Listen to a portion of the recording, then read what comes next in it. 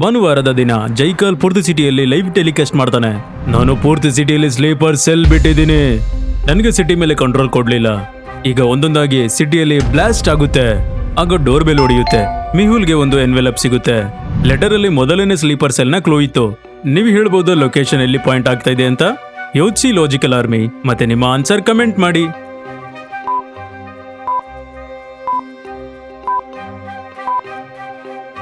Equation solve ಮಾಡೋದಕ್ಕೆ ಯಾವಾಗಲೂ ಬಾರ್ಡ್ಮೋಸ್ apply ಮಾಡಬೇಕಾಗುತ್ತೆ. ಅಂದರೆ ಮೊದಲು ಮಲ್ಟಿಪ್ಲಿಕೇಶನ್, ನಂತರ ಅಡಿಷನ್.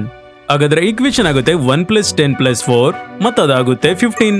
ಏರಿಯಾ 15 ಅಲ್ಲಿ ಮೊದಲನೇ ಬ್ಲಾಸ್ಟ್ ಆಗುತ್ತೆ. ಮಿಹುಲ್ ಕೂಡಲೇ ಏರಿಯಾ 15ಗೆ ತಲುಪ್ತಾನೆ.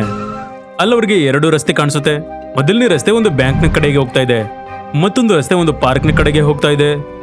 ನೀವು ಹೇಳ್ಬೋದಾ ಬಾಂಬ್ ಎಲ್ಲಿರ್ಬೋದು ಅಂತ? ರಸ್ತೆ ಎ ಅಥವಾ ರಸ್ತೆ ಬಿ?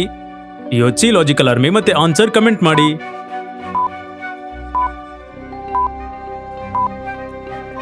ಇವತ್ತು ಸಂಡೇ, ಬ್ಯಾಂಕ್ ರಜಾ ಇರುತ್ತೆ. ಬಾಂಬ್ ಖಂಡಿತ ಪಾರ್ಕ್ ಅಲ್ಲಿ ಇರುತ್ತೆ. ಮಿಹುಲ್ ಕೂಡಲೇ ಪಾರ್ಕಿಗೆ ಹೊರಡ್ತಾನೆ. ಮಿಹುಲ್ ಪಾರ್ಕಿಗೆ ತಲುಪ್ತಾನೆ. ಅಲ್ಲಿ ಮಿಹುಲ್ಗೆ 5 ಜನ ಕಾಣಿಸ್ತಾರೆ. ಅಲ್ಲಿ ಅವ್ರಿಗೆ ಅನುಮಾನ ಬರುತ್ತೆ. ನೀವು ಹೇಳ್ಬೋದಾ ಇಲ್ಲಿ ಯಾರು ಸ್ಲೀಪರ್ ಸೆಲ್ ಆಗಿರ್ಬೋದು ಅಂತ?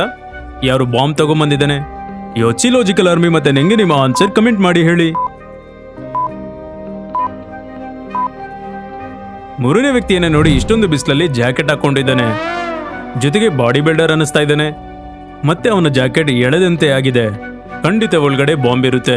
ಮಿಹುಲ್ ಅವನ ಹತ್ರ ಹೋದಾಗ ಗೊತ್ತಾಗುತ್ತೆ ಅವನು ಹಿಪ್ನಾಟೈಸ್ ಆಗಿದ್ದಾನೆ ಅಂತ. ಮಿಹುಲ್ ಪುಂಗಿ ಊತ್ತಿದ್ದಂಗೆ ಅವನು ಎಚ್ಚರ ಆಗ್ತಾನೆ.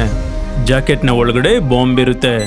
ಈಗ ಮಿಹುಲ್ಗೆ ಬಾಂಬ್ ಅನ್ನ ಡಿಫ್ಯೂಸ್ ಮಾಡಬೇಕು, ಇಲ್ಲಾಂದ್ರೆ ಬಾಂಬ್ ಹೊಡೆದೋಗುತ್ತೆ. ಬಾಂಬ್ ಅಲ್ಲಿ ಟೋಟಲ್ 5 ವೈರ್ ಇದೆ, ಮತ್ತೆ ಒಂದು ವೈರ್ ತಪ್ಪಾಗಿ ಕನೆಕ್ಟ್ ಆಗಿದೆ. ನೀವು ಹೇಳ್ಬೋದಾ ಯಾವ ವೈರ್ ರಾಂಗ್ ಕನೆಕ್ಟ್ ಆಗಿದೆ ಅಂತ? ಬಾಂಬ್ ಅನ್ನು ಡಿಫ್ಯೂಸ್ ಮಾಡೋದಕ್ಕೆ ಆ ವೈರ್ ಅನ್ನ ಕಟ್ ಮಾಡಬೇಕು. ಯೋಚಿಸಿ ಲಾಜಿಕಲ್ ಆರ್ಮಿ, ನಿಮ್ಮ ಆನ್ಸರ್ ಕಮೆಂಟ್ ಮಾಡಿ.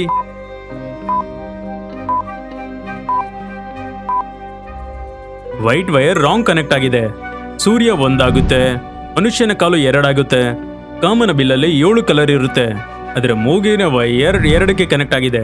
ಅಂದ್ರೆ ಮೂಗು ಒಂದಾಗುತ್ತೆ, ಅಂದ್ರೆ ಇದು wrong wire. Mehul white wire cut ಮಾಡ್ತಾನೆ. ಆಗ ಬಾಂಬ್ ಡಿಫ್ಯೂಸ್ ಆಗುತ್ತೆ.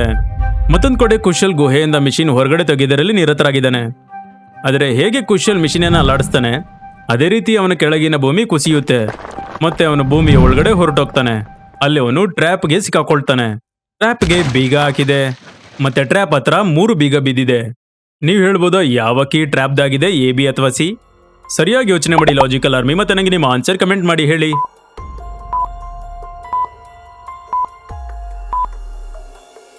ಈ 3 ಟ್ರ್ಯಾಪ್ನದು. ಕುಶಲ್ ಇದನ್ನ ಅರ್ಥ ಮಾಡ್ಕೊಳ್ತಾನೆ, ಮತ್ತೆ ಟ್ರ್ಯಾಪ್ ಓಪನ್ ಮಾಡ್ತಾನೆ.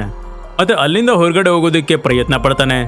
ಆದ್ರೆ ಅವನಿಗೆ 4 ಕಡೆಯಲ್ಲಿ ಕೇವಲ ಬಾಗಿಲುಗಳು ಕಾಣಿಸುತ್ತೆ. ಮತ್ತೆ ಹತ್ತಿರದಲ್ಲಿ ಒಂದು ಪೇಪರ್ ಬಿದ್ದಿರುತ್ತೆ ಅನ್ಸುತ್ತೆ. ಈ ಪೇಪರ್ ಅಲ್ಲಿ ಸರಿಯಾದ ಬಾಗಿಲು ಆಯ್ಕೆ ಮಾಡೋದಕ್ಕೆ ಹಿಂಟ್ ಇದೆ. ಹಿಂಟನ್ನು ನೋಡಿ ಮತ್ತೆ ನನಗೆ ಹೇಳಿ ಯಾವ ಬಾಗಿಲಿಂದ ಹೊರಗಡೆ ಬರ್ತಾನೆ ಕುಶಲ್.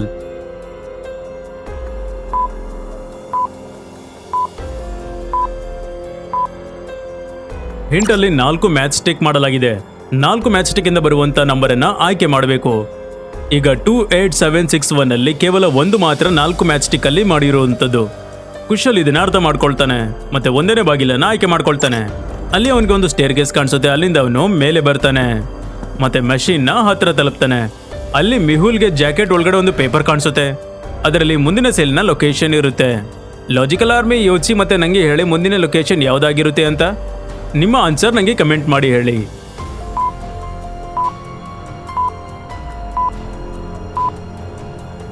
ಬಾರ್ಡ್ಮೋಸ್ ಅಲ್ಲಿ ಮೊದಲು ಮಲ್ಟಿಪ್ಲಿಕೇಶನ್ ಸಾಲ್ವ್ ಮಾಡೋಣ. ಆಗ ಈಕ್ವೇಶನ್ ಆಗುತ್ತೆ 10 + 100 + 0, ಮತ್ತೆ ಅದಾಗುತ್ತೆ 110. ಅಂದ್ರೆ ಮುಂದಿನ ಲೊಕೇಶನ್ ಏರಿಯಾ 110 ಆಗಿದೆ. ಮಿಹುಲ್ ಕೂಡಲೇ ಅಲ್ಲಿಗೆ ತಲುಪ್ತಾನೆ. ಆಗ ಅಲ್ಲಿ ಅವನಿಗೊಂದು ಸ್ಕೂಲ್ ಮತ್ತೆ ಕಾಲೇಜ್ ಒಂದು ಸಿಗುತ್ತೆ. 2 ಕಡೆಯಲ್ಲೂ ತುಂಬಾನೇ ಜನ ಇರ್ತಾರೆ. ನೀವು ಹೇಳ್ಬೋದಾ ಸ್ಲೀಪರ್ ಸೆಲ್ನ ವ್ಯಕ್ತಿ ಎಲ್ಲಿರ್ತಾನೆ, ಎ ಅಥವಾ ಬಿ? ಯೋಚಿಸಿ ಮತ್ತೆ ನಿಮ್ಮ ಆನ್ಸರ್ ಕಮೆಂಟ್ ಮಾಡಿ.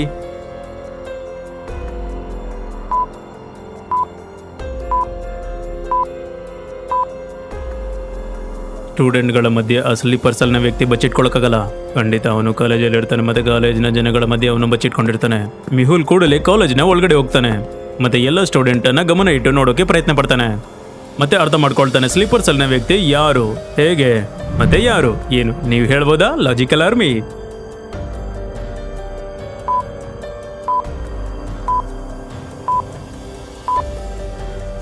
ಎಲ್ಲ ಸ್ಟೂಡೆಂಟ್ ಯೂನಿಫಾರ್ಮ್ ಅಲ್ಲಿ ಇದ್ದಾರೆ.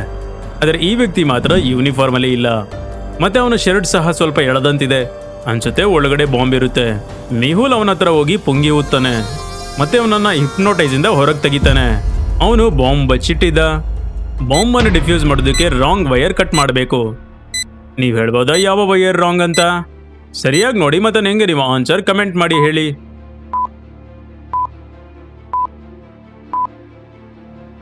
4 into 6 24, 7 into 6 42, 6 into 6 36, 5 into 6 30, ಮತ್ತೆ 9 into 6 ಆಗುತ್ತೆ 54.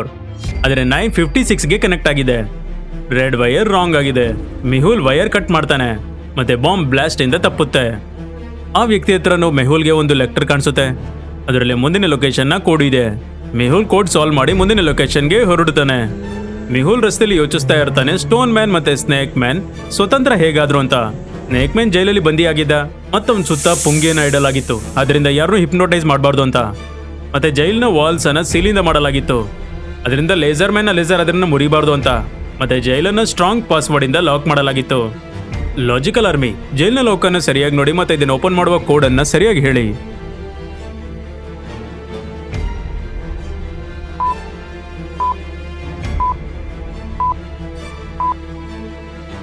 ಪ್ಲೇಸ್ ಜಾಗದಲ್ಲಿ ಮಲ್ಟಿಪ್ಲೈ ಮಾಡಿ.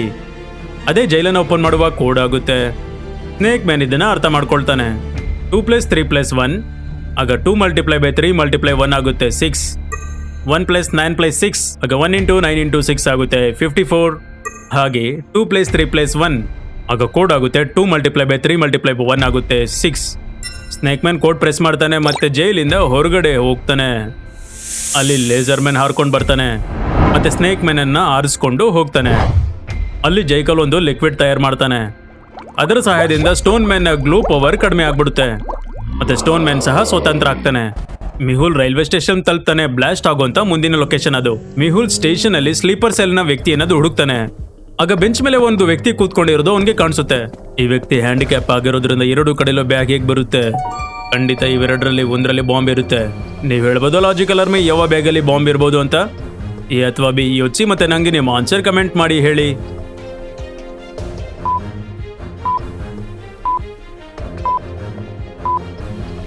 ವ್ಯಕ್ತಿಯ ರೈಟ್ ಹ್ಯಾಂಡ್ ಫ್ರಾಕ್ಚರ್ ಆಗಿದೆ. ಹಾಗೆ ಇವನ್ ರೈಟ್ ಸೈಡ್ ಅಲ್ಲಿ ಬ್ಯಾಗ್ ಹೇಗೆ ಬರುತ್ತೆ?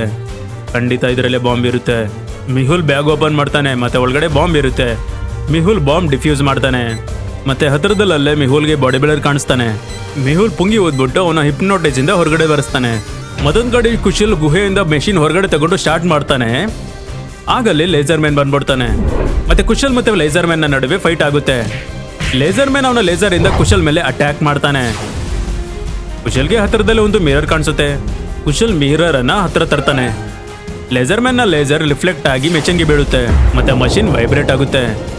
ಅದರಿಂದ 2 ದೊಡ್ಡ ಬಲೂನ್ ಹೊರಗೆ ಬರುತ್ತೆ ಮತ್ತೆ ಕುಶಲ್ ಮತ್ತೆ ಲೇಸರ್ ಮ್ಯಾನ್ ಅದರೊಳಗಡೆ ಸೇರ್ಕೊಂಡ್ಬಿಡ್ತಾರೆ. ಮತ್ತೊಂದು ಕಡೆ ಜೈಕಲ್ ಅನೌನ್ಸ್ ಮಾಡ್ತಾನೆ, ಡಿಟೆಕ್ಟಿವ್ ಮೆಹುಲ್ ನೀನು ಕೇವಲ 3 ಸ್ಲೀಪರ್ ಸೆಲ್ ಇಂದ ಸಿಟಿನ ಕಾಪಾಡಿದೀಯಾ. ಇನ್ನು 1000 ಸ್ಲೀಪರ್ ಸೆಲ್ ಸಿಟಿ ಮೇಲೆ ಅಟ್ಯಾಕ್ ಮಾಡುತ್ತೆ. ಹೇಗೆ ಕಾಪಾಡ್ತೀಯ ನೀನು? ಏನಾಗುತ್ತೆ ಈಗ ಮುಂದೆ? ಸಿಟಿನ ಕುಶಲ್ ಮತ್ತೆ ಮೆಹುಲ್ ಹೇಗೆ ಕಾಪಾಡ್ತಾರೆ ನೋಡೋಣ ಮುಂದಿನ ವಾರ. Thank you.